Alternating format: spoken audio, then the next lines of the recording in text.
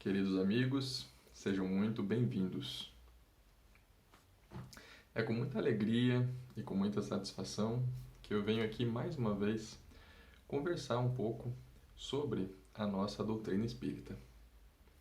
Então vamos começar, como sempre, rogando a proteção do Mestre Jesus, que ilumine nossos pensamentos, que ilumine as nossas palavras, para que possamos compreender bem a sua mensagem, para que com o auxílio e com a misericórdia dos benfeitores espirituais, que nós possamos ser tocados por essa luz e que possamos internalizar e dividir os conhecimentos que nos são repassados com tanto amor e com tanto carinho pelos nossos benfeitores.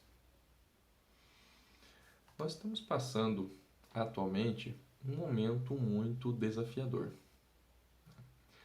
E esse momento, ele é desafiador do ponto de vista global, certo? Significa o seguinte, que nós estamos tendo muitas situações hoje no mundo que fazem com que as nossas emoções, os nossos sentimentos, os nossos nervos fiquem à flor da pele, Por causa disso, eu resolvi trazer para nós aqui, nossa discussão, um tema que eu tenho achado muito necessário, sim, e sinceramente, quando eu me pegava em situações desafiadoras, eu me sentia muito incapaz, certo? Incapaz mesmo de lidar com elas, incapaz mesmo de manter, a minha tranquilidade, a minha serenidade. Então eu senti que estava me faltando algo. Bom, quando está faltando algo para a gente, nós buscamos, o conselho dos nossos benfeitores e eu encontrei, algumas palavras muito interessantes sobre tolerância. E tolerância, assim, não é um dos assuntos mais fáceis, da gente discutir. Primeiro porque dá a impressão que falta alguma coisa para a gente, A tolerância, ela tem um certo paradoxo. Porque se nós tolerarmos tudo, certo? Se nós tolerarmos tudo, daqui a pouco toda a nossa construção, toda aquela construção que permite que nós vivamos, a nossa sociedade, ela acaba sendo perturbada, Porém, é inegável que a tolerância é uma virtude. Então, delimitar onde que está essa linha, esse limite, é uma coisa não muito fácil de fazer. E que dessa vez eu peço ajuda a alguns benfeitores, a palavra amiga de Emmanuel, de André Luiz, para que nós possamos compreender um pouco melhor as delicadezas desse tema. Então, vamos começar. A gente sempre começa por um tema definindo sobre o que é que nós estamos falando, E nesse caso aqui nós estamos falando sobre tolerância, tá? Vamos falar então primeiramente o que é o contrário, o que é intolerância, Quando que nós somos intolerantes, ok? Bom, segundo o benfeitor Emmanuel, intolerância, certo, é um dos nossos defeitos. Ou seja, é uma das coisas que nos traz sofrimento, E qual é esse defeito, ou essa aflição, podemos dizer assim também, que se chama intolerância? Bom, de acordo com o dicionário, intolerância é nós não aceitarmos o outro, certo, as outras pessoas, como elas são. Ou seja, não aceitar o outro como ele é. Muito bem. Emmanuel ele nos diz, sempre, que todas as nossas imperfeições, certo, elas começam com uma certa inquietude, ou uma inquietude na maneira como nós vivemos. E se nós não cuidarmos dessa inquietude, ela pode crescer. Então é importante que nós vamos reconhecer essa inquietude em nós, certo? E o que é a inquietude da intolerância? É uma inquietude que surge, certo? Quando os outros, ou seja, as outras pessoas que nós convivemos, não veem o mundo da mesma maneira que nós. às vezes não compartilham dos mesmos valores, não gostam das mesmas coisas, não têm as mesmas atitudes, certo? Então é uma inquietude que surge da convivência com o que é diferente. Bom, ah, Narciso, né, ele acha feio tudo aquilo que não é espelho, já dizia aquela música. Porém, a gente precisa fazer um ponto aqui que merece a nossa atenção. O ponto é que a gente não vai se enganar, certo? Não é nada fácil. Não é fácil nós convivermos com o que é diferente de nós. Quer um exemplo? Ó, se vocês já tiveram a oportunidade de conviver com algum estrangeiro, né, pessoa de outro local, vocês sabem que a troca de experiências, o crescimento é maravilhoso, né? Só que também, e isso vale do outro lado, é um pouco cansativo. Por quê? Porque nós estamos sempre nos policiando para que nós não vamos cometer algum ato, falar alguma coisa que vá ofender a pessoa, que vai ferir, né, a sua maneira de sentir, de pensar. E eles estão fazendo o mesmo conosco, né? Porque nós crescemos em culturas diferentes, certo? Porque nós crescemos com exemplos diferentes. Então aqui nós estamos muito acostumados com o que as pessoas vão achar normal e não vão, né? Mas quando nós nos deparamos com pessoas de fora, nem sempre isso é tão claro assim. Então é um crescimento muito rico, muito bom, né, que nós temos, porém ele exige de nós atenção e exige do outro lado atenção também. Tanta atenção que ao final do dia, às vezes nós queremos retornar, né, para a nossa solitude e descansar um pouco, ou seja, sermos nós mesmos, né, ali na nossa família, né, com um grupo de amigos às vezes um pouco mais próximos, porque conviver com o diferente é cansativo. Só que, se nós prestarmos atenção, a diversidade, ela existe em tudo na obra de Deus, certo? Por exemplo, se você me disser que você gosta de um cachorro, eu posso perguntar para você, que tipo de cachorro? Quantos tipos de cachorro existem? Né? Tem o cachorro grande, tem o cachorro pequeno, tem o cachorro que tem pelo mais comprido, tem o cachorro que tem pelo mais curto, tem o dachshund, tem o cachorro pastor, tem o bulldog, tem o cachorro caramelo, né, tão famoso aqui. Então tem 500 tipos de cachorro diferentes, certo?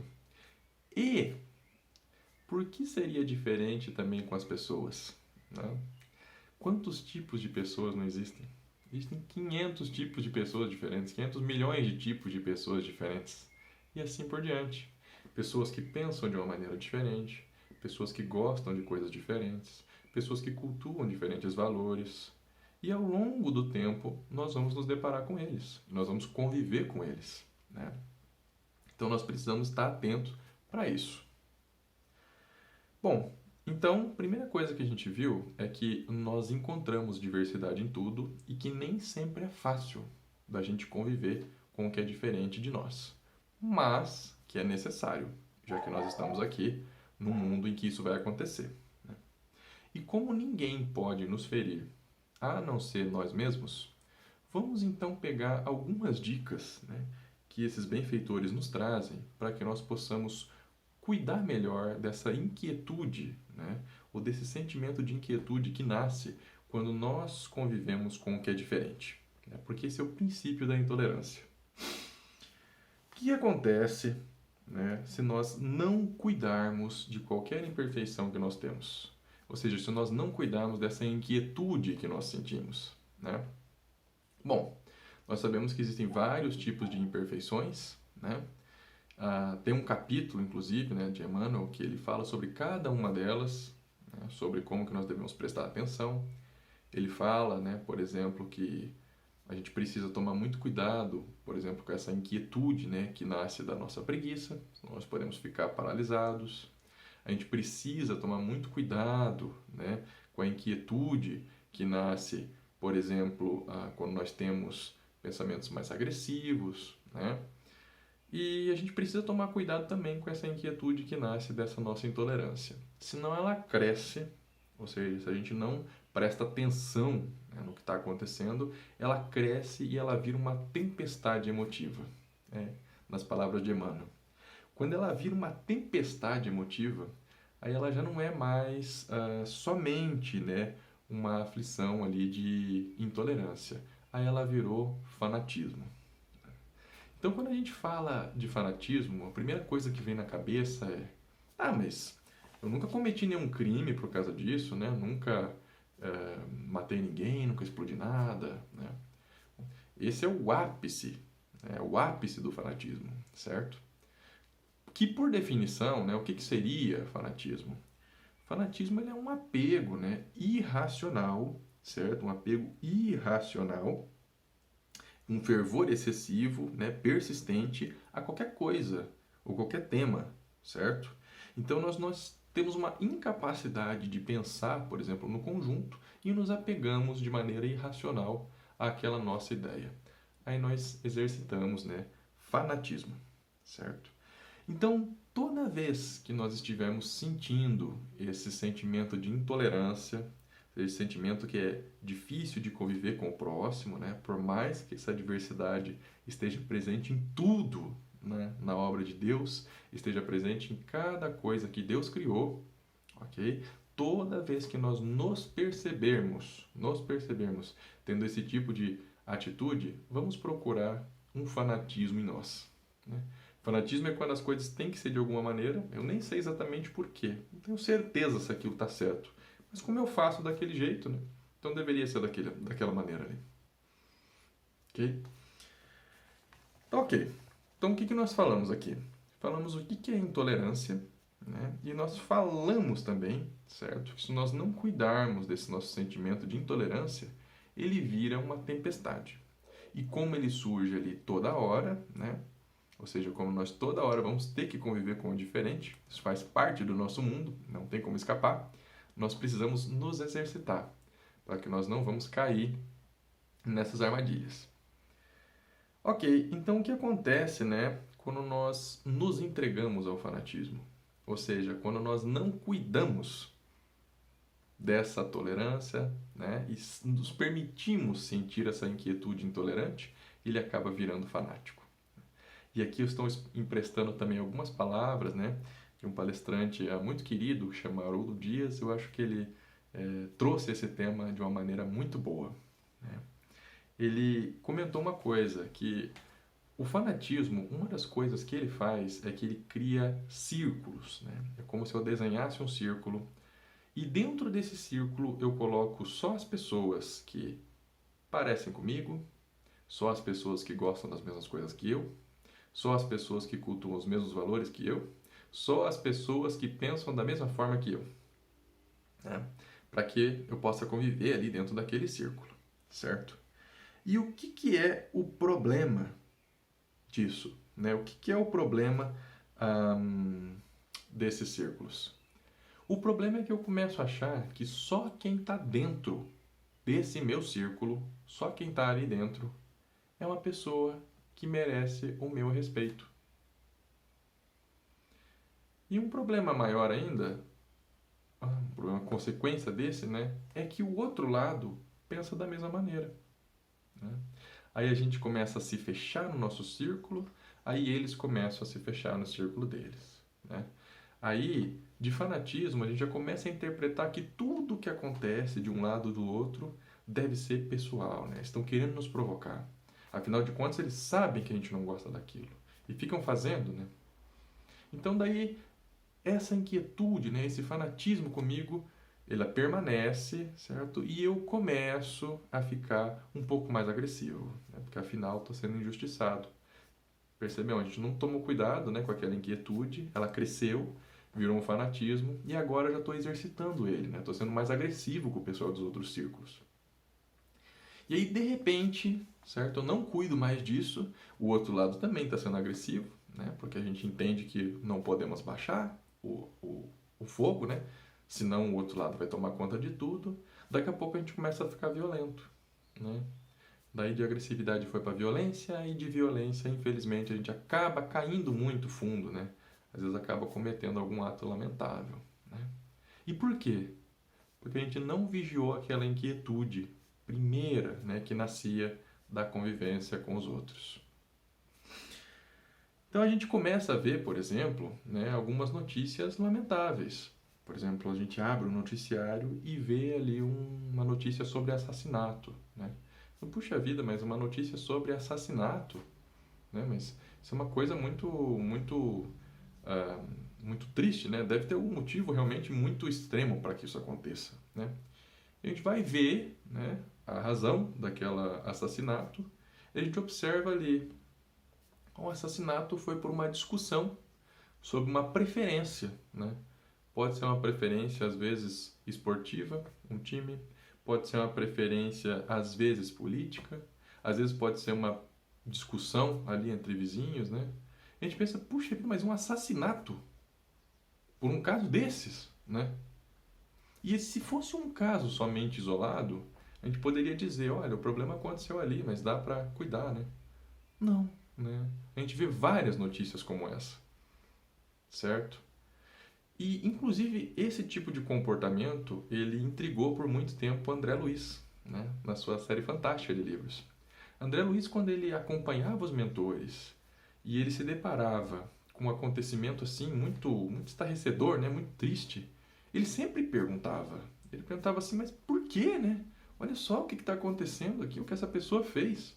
Como que ele foi capaz de fazer isso? Não é? Ao que os mentores sempre respondiam: falta de educação religiosa.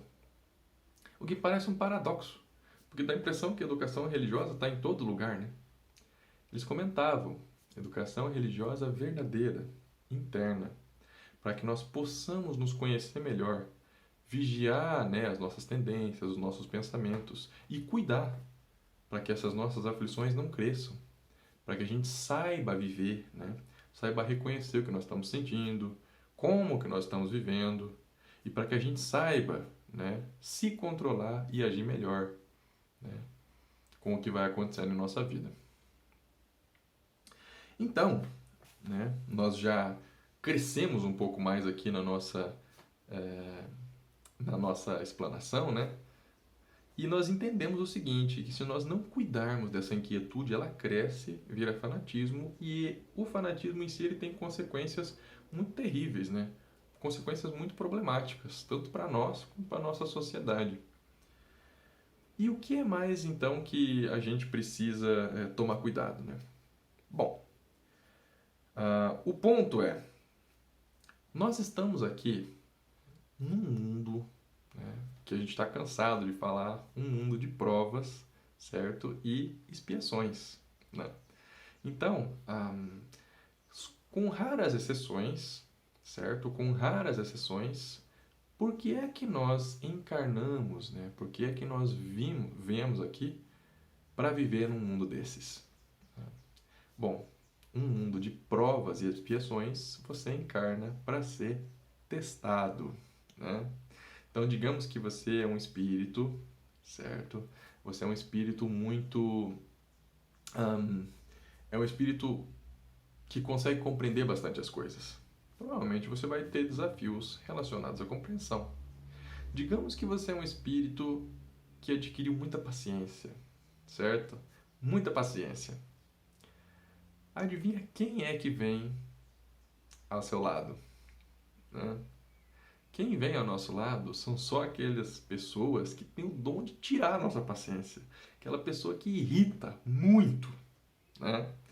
Por isso, quando nós estamos aqui nesse mundo, nós precisamos nos preparar. Para quê? Para nos vigiarmos, né? Cuidar para que essa inquietude não vá crescendo, que nós não percamos esse controle, né? E que ele acabe se tornando um fanatismo e que o fanatismo não nos derrube, né? Em alguns despenhadeiros dos quais é mais difícil a gente retornar, né? Exige muito mais esforço. Tudo bem, aqui a gente poderia falar assim, ok, então eu acho que é bem claro para nós, né? Que nós vamos conviver com diversidade no nosso mundo, que isso nem sempre é fácil, né? Exige bastante energia de nós, tem uma recompensa maravilhosa, o nosso crescimento por convivência com o diferente é muito grande, né? Mas exige, certo? Exige energia para que nós vamos nos entendendo, né? Vamos adequando o nosso comportamento para que a gente consiga se ajustar melhor às situações, né? E que todos possam conviver bem, em harmonia, né? A gente sabe também que essa importância ou essa vigilância, ela deve existir, né? Porque senão a gente cresce e acaba perdendo o controle da situação. Mas, e quando... Aqui essa parte é importante, né? E quando nós encontramos o crime, a maldade, a perversidade e a crueldade? Entenderam quando eu falei que a linha era bem difícil de a gente delimitar, né? Que a tolerância é uma virtude muito importante. Mas se nós tolerarmos tudo, como é que nós não vamos se tornar, né, patrocinadores da desordem? Como que a gente é tolerante sem ser conivente com o que é ruim? Claro que não sou eu que vou responder essa pergunta. É uma pergunta bastante profunda. Então eu vou emprestar aqui algumas palavras de Emmanuel, que está no livro Opinião Espírita, né, capítulo 32. Emmanuel e André Luiz editaram esse livro para Chico Xavier. E o capítulo se chama Tolerância e Coerência, né? Ele tenta traçar essa linha para nós sobre como que nós podemos agir melhor quando nós encontramos esses desafios. E ele começa assim: compreender e desculpar sempre. Ou seja, nós precisamos compreender e desculpar as pessoas sempre, porque todos nós necessitamos de compreensão e desculpa. Porque eu também vou precisar disso. Não necessariamente é fácil de conviver comigo também.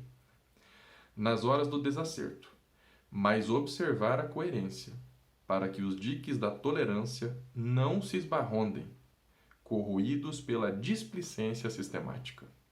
Ele está comentando aqui, né? Perdoar, né? Desculpar e compreender sempre, mas observar sempre a coerência, né? Por quê? Porque ele está comparando, né, a tolerância como se fosse um dique, né? Segurando a água do outro lado. Toda hora que nós deixamos algo passar, passa um pouco de água. Se você deixa passar tudo, estoura o dique, estoura tudo e destrói o que está construído do outro lado, né? Então, para que os diques da tolerância não se esbarrondem, corroídos pela displicência sistemática, patrocinando a desordem. Então, o que Emmanuel fez aqui, né?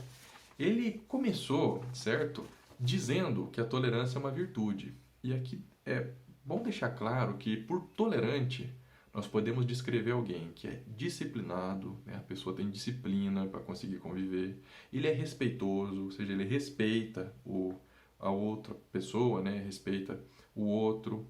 Ele age de acordo com as leis divinas, né? Que nós tanto estudamos na nossa doutrina, e ele promove o bem, certo? Isso é uma pessoa tolerante.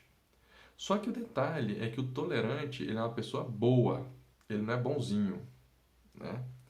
E qual que é a diferença então dos dois? A diferença é que o bom é a pessoa coerente, certo? Ele continua sempre agindo de acordo com a lei. E ele tem critério. O bonzinho, ele age na emoção.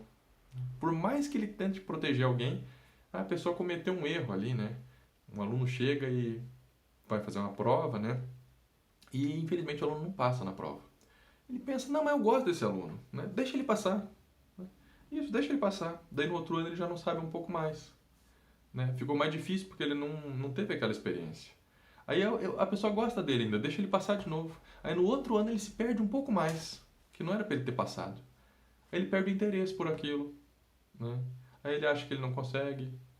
Aí é mais difícil recuperar a pessoa. Então, se for uma pessoa boa, o que ele faz? Ele entende, olha, eu entendo que você não passou aqui nessa prova, você está passando talvez por momentos difíceis. Fazer o seguinte, eu ajudo você, né? Vamos estudar junto, vamos fazer as coisas, você faz uma nova prova, né? E daí você pode passar. Você entendeu o critério? Uma coisa é você ser tolerante, outra coisa é você ser conivente com algo que está errado, né? Porque a justiça divina ela tem mecanismos de bondade, né? Não tem privilégios. Então aqui, né, nós precisamos olhar atentamente alguns pontos, né, de Jesus, certo? Para que nós possamos pegar o seu exemplo. Ele está dizendo aqui, disse Jesus, amai os vossos inimigos, né, que é o supremo da tolerância. Não é uma coisa fácil de fazer. E o Senhor ensinou-nos a amá-los realmente, através dos seus próprios exemplos de humildade sem servilismo e lealdade sem arrogância. Jesus era humilde, sem ser servil. E era leal, né? Leal a Deus. sem ser arrogante. Ó, ele sabia que Judas, o discípulo incauto, bandeava-se pouco a pouco para a esfera dos adversários que lhe combatiam a mensagem renovadora. Ou seja, ele sabia que Judas estava tendo, né, aquelas intenções. A pretexto de amar os inimigos, ser-lhe-ia lícito afastá-lo da pequena comunidade. Jesus poderia ter afastado Judas ali, né, para proteger os outros discípulos, a fim de preservá-la, mas preferiu estender-lhe mãos fraternas até a última crise de deserção, ensinando-nos o dever de auxiliar aos companheiros de tarefa, na prática do bem, enquanto isso se torne possível. Ou seja, Jesus poderia ter afastado Judas, mas ele preferiu manter a mão estendida até o último momento. Nunca porque ele foi displicente, porque ele ensinou que a gente deve oferecer, né, à pessoa a chance, né, da recuperação enquanto isso se for possível. Porque a gente ajuda as pessoas até um ponto, né? A partir daí, quem ajuda é Deus, não é? Ele não ignorava que os supervisores do Sinédrio lhe tramavam a perda. Jesus sabia o que estava acontecendo no Sinédrio. A pretexto de amar os inimigos, poderia solicitar-lhe encontros cordiais para a discussão de política doméstica, através de recuos e concessões, de maneira a poupar complicações aos próprios amigos. Mas preferiu suportar-lhes a perseguição gratuita, ensinando-nos que não se deve contender em matéria de orientação espiritual com pessoas cultas e conscientes, plenamente informadas quanto a obrigações e responsabilidades do conhecimento superior lhe preceitua. Ou seja, o que ele está dizendo aqui? A gente acha, às vezes, a gente tem uma ingenuidade, né, analisando a vida do Cristo. A gente acha que ele não conhecia como eram feitos os arranjos políticos da época. Claro que ele sabia. Ele poderia ter ido ao Sinédrio, poderia ter feito concessões, né? Falado para eles, olha, não, calma, eu sei que vocês estão preocupados com isso, deixa aqui, deixa a gente continuar. Eu não faço isso, vocês ficam tranquilos, eu trabalho só ali, né? Poderia. Por que ele não fez isso? Porque ele nos ensinou uma coisa, que se os sacerdotes do Sinédrio eram plenamente conscientes do que eles estavam fazendo, né, não lhes faltava conhecimento, certo? Ele não iria realizar nenhuma concessão para eles, né? Ou seja, eles estavam cansados de entender a situação. Eles só não queriam ajudar, porque queriam manter a situação como estava. Nesse sentido, Jesus não fez nenhuma concessão, né? Nesse sentido, ele manteve o seu ensinamento, a sua proposta até o fim. Bancou a sua verdade, né? Ele sabia, por exemplo, que Pilatos era o arquétipo do juiz dúbio, né? Agia inconsiderado, de maneira covarde.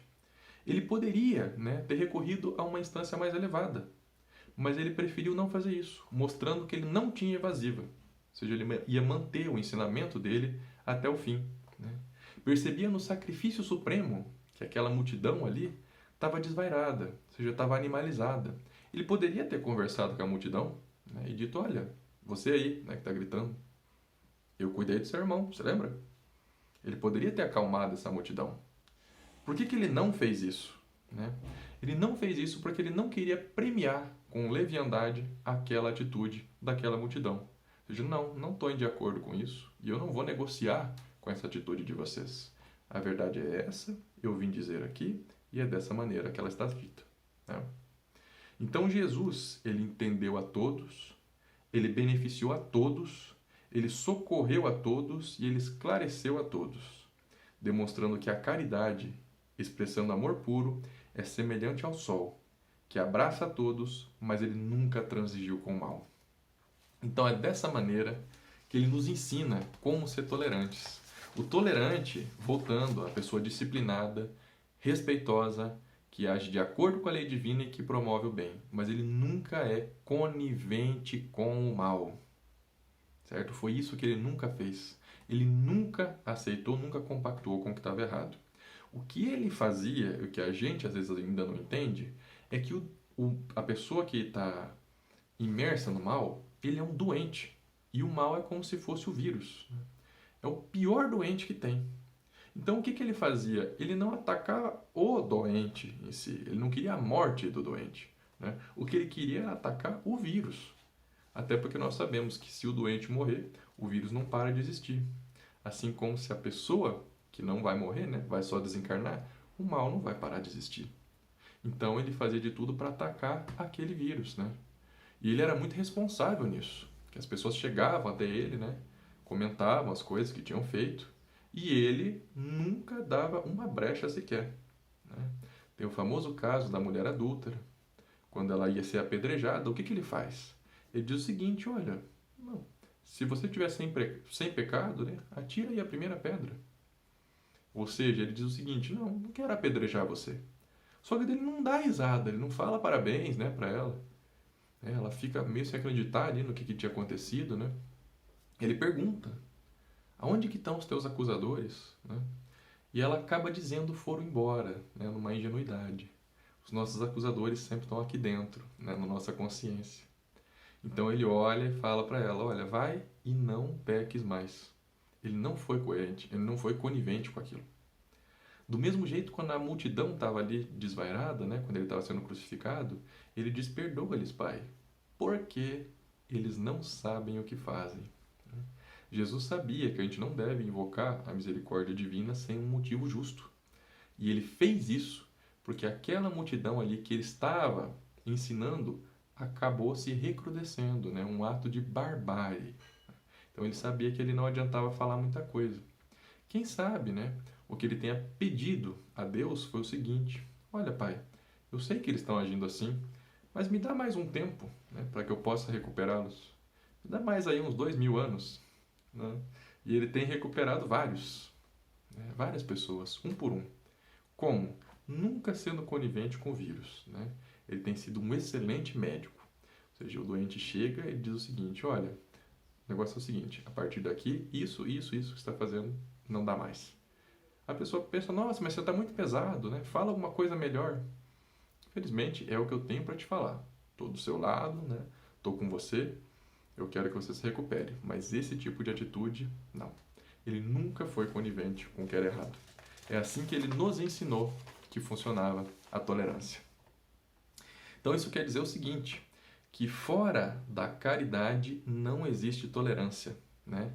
E não existe tolerância sem coerência. Nós precisamos das duas coisas acontecendo juntas, certo? Então vamos praticar, né, essa nossa tolerância, tomando cuidado para que nós não sejamos levados pela nossa intolerância e pelo fanatismo, mas lembrando sempre da coerência para manter, né, a segurança do que nós construímos e para que isso possa fazer, né, com que nós consigamos construir uma sociedade, construir uma pessoa cada vez melhor. E lembrando, né, que a nossa recuperação, depois quando a gente erra, ela sempre vem com muito trabalho, né?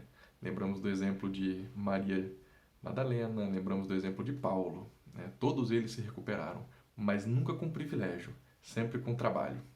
Porque Deus, ele é bom, né? A gente falou, ele é justo, certo? Pessoal, essa era a explanação que nós tínhamos para hoje. Eu agradeço aí a atenção de todos e que Jesus abençoe a todos nós.